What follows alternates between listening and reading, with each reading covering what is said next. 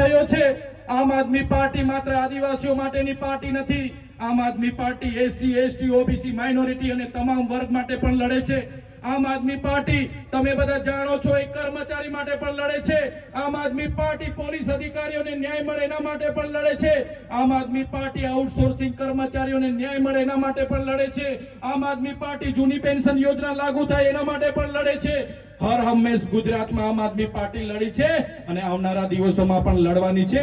તમારો બધાનો સહકાર આમ આદમી પાર્ટીને જોઈએ છે। આજે ભાજપના લોકો ડરેલા છે, એમને ખબર છે એમની ખુરશી જવાની છે।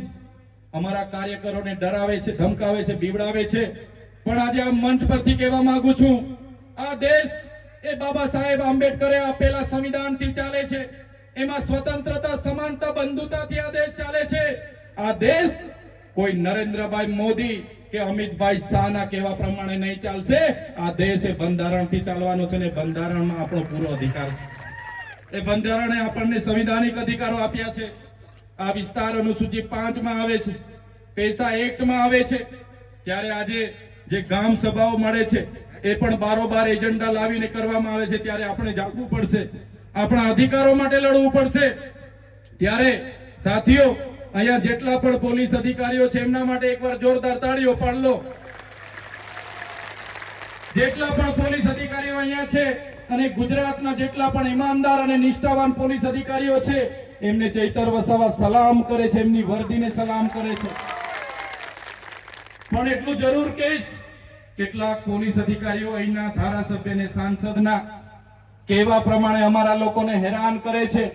એવા પોલીસ અધિકારીઓ ક્યારેક ક્યારેક અમારા લોકોને રોડ પર ઉભા રાખીને ખોટી રીતે કનંગળ કરે છે, ડરાવે છે, ધમકાવે છે, રેડ પાડવામાં આવે છે।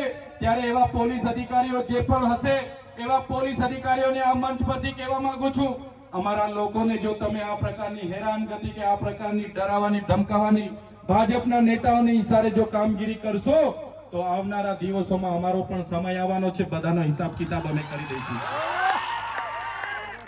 આવનારા દિવસોમાં અમારો પણ સમય આવવાનો છે। અમે પરિવર્તનની ધારા લઈને ઉપડેલા છે, મોતને મુઠ્ઠીમાં લઈને નીકળેલા છે। અમે સરકાર બનાવીને જંપાના છે। ત્યારે જે દિવસે સરકારો બનશે ત્યારે એ દિવસે ભાજપના ઈશારે કામ કરતા તમામ લોકોના હિસાબ કિતાબ આમ આદમી પાર્ટી કરશે। સાથીઓ, તમે જોયું હશે આપણી બધાની લડત ચાલુ છે। અંબાજીથી ઉમરગામ હોય, અરવલ્લી બચાવો લડાઈ હોય, નર્મદા બચાવોની લડાઈ હોય, સાપુતારા સાતપુડા પર્વતો બચાવવાની લડત હોય, આજે પૂરજોશમાં ચાલે છે। ત્યારે આ ભાજપની સરકાર હોય, કેટલાક સમય પહેલા આખું મંત્રીમંડળ એમણે બદલી કાઢ્યું। એમની નિષ્ફળતાઓ છુપાવવા માટે એમણે મંત્રીમંડળ બદલ્યું। પણ મારા વડીલો, મારી માતાઓ, મારા યુવાનોને કહેવા માંગુ છું, એ લોકો મંત્રીમંડળ બદલે તેનાથી કૌભાંડો ઢંકાવાના નથી। 2027 માં આપણે આખી સરકાર બદલી કાઢવાની છે। 2027 માં આપણે આખી સરકાર બદલી કાઢીશું। એ વાત કરવા માટે અમે તમારી વચ્ચે આવ્યા છે। આમ આદમી પાર્ટીની જવાબદારી અમને મળેલી છે।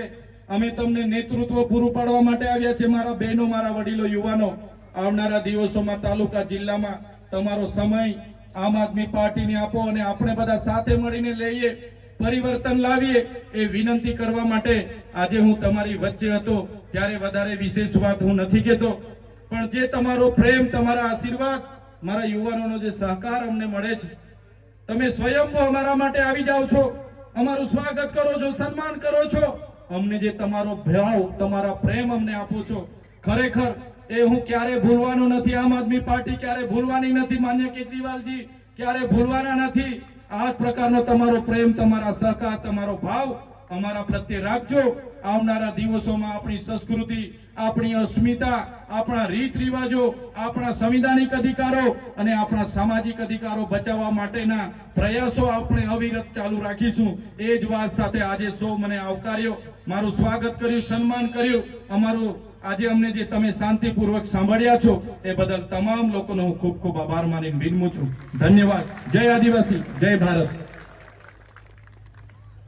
ખૂબ ખૂબ ધન્યવાદ માન્ય ધારાસભ્ય સાહેબ શ્રીનો। મિત્રો, સાહેબે જે વાત કરી, યુવાનોનો જોશ જગાવ્યો, પણ આપણે પણ સાહેબને પ્રોમિસ કરીશું કે સાહેબ અમે પણ હવે નક્કી કરી લીધું છે કે વિસાવદર વાડી જ કરવાની છે. તો એક જોરદાર અવાજ સાથે આપણે સાહેબને પ્રોમિસ કરીશું. ભારત માતા કી, ભારત માતા કી, વંદે.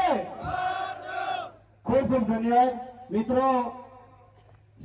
ગોપાલભાઈ ઇટાલિયા હોય કે ચૈતરભાઈ વસાવા હોય, આ બધા નેતાના જોશથી અને એમના અવાજથી ઘણા આપણા નસવાડી તાલુકાના કાર્યકર્તાઓ ભાજપ અને કોંગ્રેસ છોડીને આમ આદમી પાર્ટી સાથે જોડાવા જઈ રહ્યા છે. તો આપણા નાનુભાઈને હું માઇક હેન્ડઓવર કરીશ કે જેઓ તેમને સ્ટેજ પર બોલાવીને માનનીય ધારાસભ્ય સાહેબ શ્રીના હસ્તે ખેસ પહેરીને આમ આદમી પાર્ટીમાં જોડાય. નાનુભાઈ ભીલ.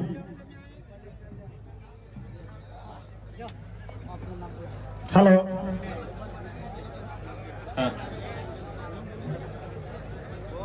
જે લોકોના નામ બોલવામાં આવશે એ ટીમ વતી બે બે મિત્રો ખાલી સ્ટેજ ઉપર આવશે. મારા જમણા હાથ તરફથી આવશો. જે લોકોના હું નામ બોલું, ગામનું નામ બોલાશે, એમના ટીમના 22 વ્યક્તિ આવે. તનાખલા ટીમના રાજેન્દ્રસિંહ સિમડિયાવાળા અને એમની સાથે કૃષ્ણાભાઈ અંબારાવાળા બે મિત્રો એમના ટીમ વતી આવે અને સાહેબના હાથે ખેસ ધારણ કરશે.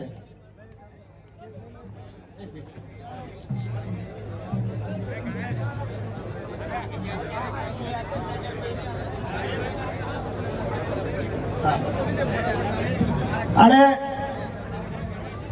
બાજુમાં આવીને ઉભા રહેજો. ત્યારબાદ નવગામ તાલુકા પંચાયતના મહેશભાઈ મોટીજરી, અંબાલાલ મોટીજરી એ પણ અહીંયા ઉપસ્થિત રહે. મોદલા તાલુકા પંચાયતના વિષ્ણુભાઈ અરવિંદભાઈ એ પણ એમના ટીમ વતી અહીંયા ઉભા રહે.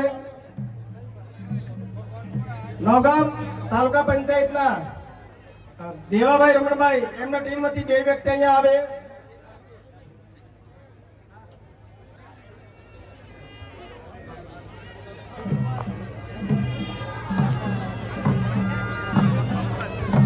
સાહેબ નો ઇન્ટરવ્યુ ચાલે છે માટે ધોલી બાજિંદ્રાવાળા મિત્રો થોડીક વાર બંધ રાખશો. થોડીક વાર please 5 minute. Thank you. Phone કરો ને.